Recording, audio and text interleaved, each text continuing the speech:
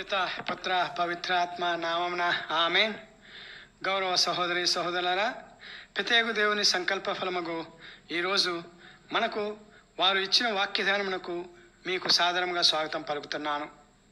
ఈరోజు మనకు మన ప్రభు అనుగ్రహించినటువంటి ధ్యాన వాక్యవచనాలు అపోస్తల కార్యాలు 7వ అధ్యాయము 51వ వచనం నుంచి 8వ అధ్యాయము 1వ వచనం వరకు, మరియు యోహాను గారి సువార్త 6వ అధ్యాయము 30వ వచనం నుంచి 35వ వచనం వరకు.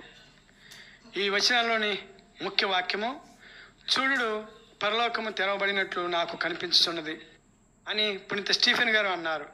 అపోస్తల కార్యాలు 7వ అధ్యాయము 56వ వచనంలో. గౌరవ సహోదరి సహోదరులారా, మీకందరికీ తెలుసా, ప్రతి క్రైస్తవుని జీవితం పవిత్ర బైబిల్ గ్రంథంలోని వాక్యాల సారాంశంపై ఆధారపడి ఉందని. వాస్తవానికి చెప్పాలంటే ఈ ప్రభు క్రీస్తు దేవుని యొక్క వాక్యాలు కేవలం క్రైస్తవుల జీవితానికే కాక సమస్త మానవాళి జీవితాలకు ఆధారభూతమైనది. కాకపోతే క్రైస్తవేతరులు క్రీస్తు ప్రభుని విశ్వసించరు కాబట్టి ఈ వచనాలు క్రైస్తవుల జీవితానికి ఆధారభూతమైనవి అని చెప్పాను. ఈనాటి దేవుని సందేశం ఏమిటంటే, క్రైస్తవ రక్షణ సువార్త వ్యాప్తి ప్రారంభం రోజుల్లో క్రైస్తవ సువార్త రక్త చరిత్రగా ప్రారంభమైంది. క్రీస్తు ప్రభు మానవ పాప పరిహారమునకు ప్రాణమును అర్పిస్తే వారి మరణ పునరుత్థానము తరువాత క్రీస్తు ప్రభుని ప్రాణత్యాగ రక్షణ సువార్తను ప్రకటించు విశ్వాసుల ప్రాణత్యాగాల ద్వారా నూతన రక్త చరిత్ర ప్రారంభమైంది. ఆ రక్త చరిత్ర ఓనమాలను పునీత స్టీఫెన్ గారి హత్యతో ప్రారంభమైంది. అప్పటి నుండి క్రీస్తు ప్రభుని విశ్వాసులు ప్రాణత్యాగాలు, హత్యల ద్వారా క్రైస్తవత్వపు అణచివేతలు ప్రపంచంలో అనుదిన చర్యగా కొనసాగుతూనే ఉన్నాయి. ఈ అణచివేతలను ఈరోజు సామాన్య ప్రజలు కూడా అర్థమవుటకు పవిత్రాత్మ దేవుని యొక్క ప్రేరణతో కొన్ని సామెతలు మరియు వాటి వివరణ ద్వారా తెలుసుకోవడానికి ప్రయత్నించేద్దాం. గౌరవనీయులైన సహోదరి సహోదరులారా, కాయలున్న చెట్టుకి రాళ్ళ దెబ్బలు ఎక్కువ అనే సామెత మీరు వినే ఉంటారు. చెట్టుకు కాయలు ఉన్నటువంటి ఆ సమయంలో పచ్చికాయలు అయినా కూడా చూసిన వారు కాయలకు రాళ్ళు వేసి పచ్చికాయలను పడగొట్టడానికి ప్రయత్నం చేస్తూ ఉంటారు. అలా పడవేసిన కాయల వలన ఉపయోగం ఉండదు. అటు చెట్టుకి కాకుండా ఇటు వాళ్ళు తినకుండా అటువంటి కాయలు పాడైపోతూ ఉంటాయి. అలా కాకుండా చెట్టు కాయలకు రాళ్ళు వేయకుండా ఓర్పుతో కొంతకాలం వేచి ఉంటే చెట్టు కాయలు పండ్లుగా మారినప్పుడు కోసుకొని ఆస్వాదించుకుంటూ తినవచ్చు. అలాంటిదే క్రీస్తు యొక్క సువార్త కూడా. క్రైస్తవత్వమును విమర్శనాత్మకంగా చూడకుండా, క్రీస్తుని సువార్తను పూర్తిగా శ్రద్ధగా వినకుండా, క్రీస్తుని సువార్తను వెంటనే చాలామంది విమర్శిస్తూ ఉంటారు. అలా కాకుండా క్రీస్తుని సువార్తను శ్రద్ధగా వింటే ఆ సువార్తలో అంతర్గతంగా ఉన్నటువంటి క్రీస్తు ప్రభుని పంపిన తండ్రి దేవుని ప్రేమను అందరూ ఆస్వాదించవచ్చు. ఈ సత్యాన్ని మనం అపోస్తల కార్యాలు 7వ అధ్యాయము 56వ వచనంలో ఉన్నది. దానిని చదువుకొని అర్థం చేసుకోవడానికి ప్రయత్నించేద్దాం. అపోస్తల కార్యాలు 7వ అధ్యాయము 56వ వచనము.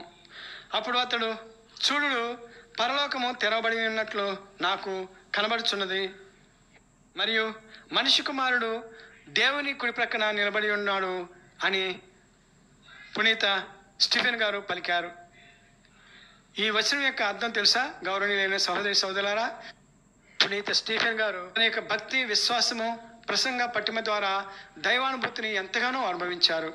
ఆయన అనుభవిస్తున్నటువంటి ఆ దైవానుభూతిని పునీత స్టీఫెన్ గారిని విమర్శించిన వారు, ఆయన్ను పట్టి శిక్షించడానికి ఆలోచించిన వారు అలా చేయకుండా స్టీఫెన్ గారిలో ఉన్నటువంటి దైవభక్తిని, ఆయనలో ఉన్నటువంటి విశ్వాసాన్ని మరియు ఆయన అనిపిస్తున్న దైవ ప్రేమను వాళ్ళు కూడా చూడటానికి ప్రయత్నం చేసినట్లయితే వాళ్ళు కూడా దైవానుభూతిని ఎంతగానో అనుభవించి ఉండేవారు.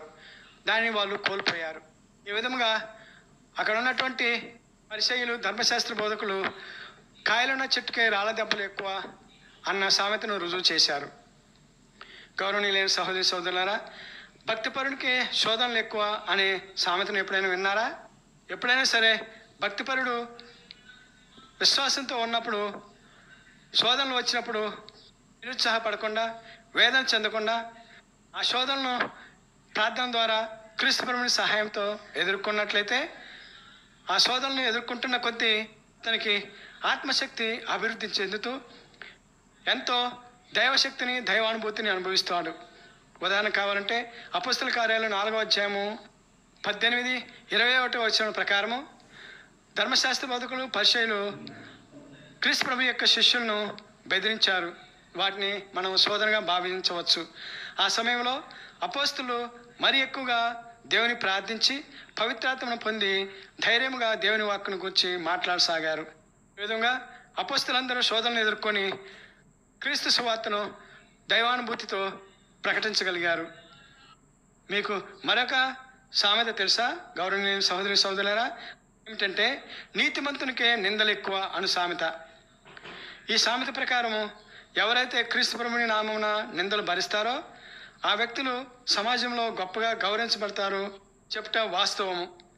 వాస్తవానికి పునీత పౌలు గారు రోమపౌరులకు రాసిన పత్రిక 3వ అధ్యాయము 22వ వచనము మరియు 5వ అధ్యాయము 1వ వచనంలో ఇలా అంటారు, క్రీస్తునందు విశ్వాసం ఉంచు వారంతా నీతివంతులే అని.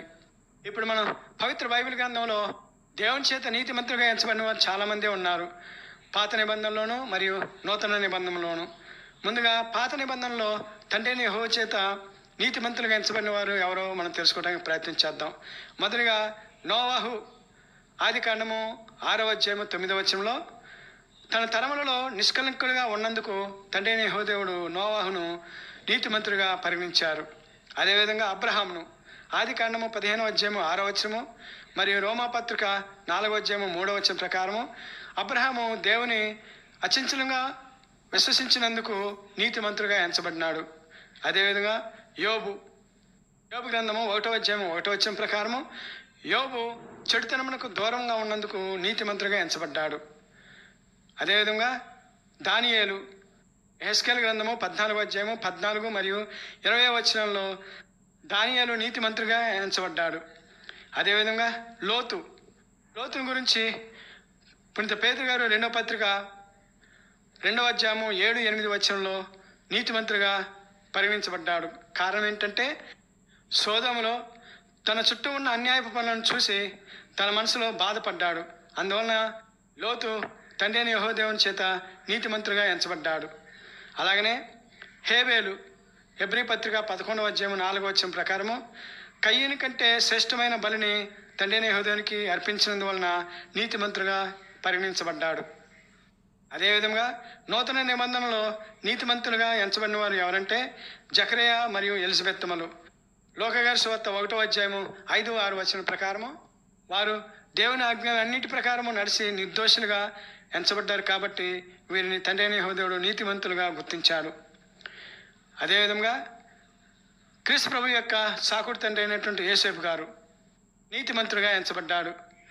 అలాగే సిమియోను గారు తన యొక్క భక్తి వలన నీతిమంతులుగా ఎంచబడ్డాడు. వీరు గౌరవనీయులైన సహోదరి సహోదరులారా పవిత్ర బైబిల్ గ్రంథంలో నీతిమంతులుగా ఎంచబడిన వారు. వీరందరిని బట్టి మనం అర్థం చేసుకోవాల్సిన సత్యం ఏమిటంటే దేవుని కొరకు ఎవరైతే నిందలు భరిస్తారో వారు నీతిమంతులుగా ఎంచబడతారనే మాట వాస్తవం.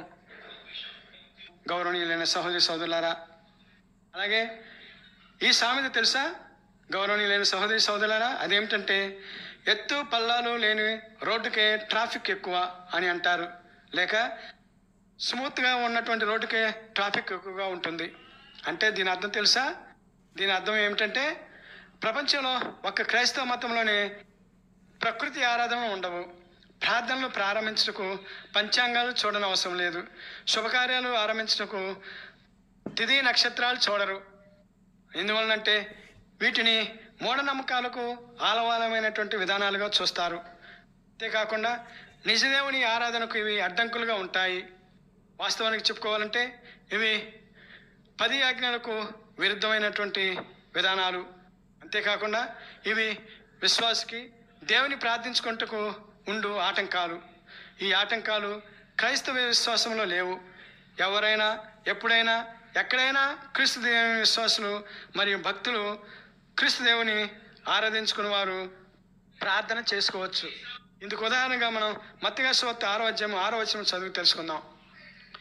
ప్రార్థన చేయనప్పుడు నీవు నీ గదిలో ప్రవేశించి తలుపులు మూసుకొని అదృశ్యమై ఉన్న నీ తండ్రిని ప్రార్థింపము.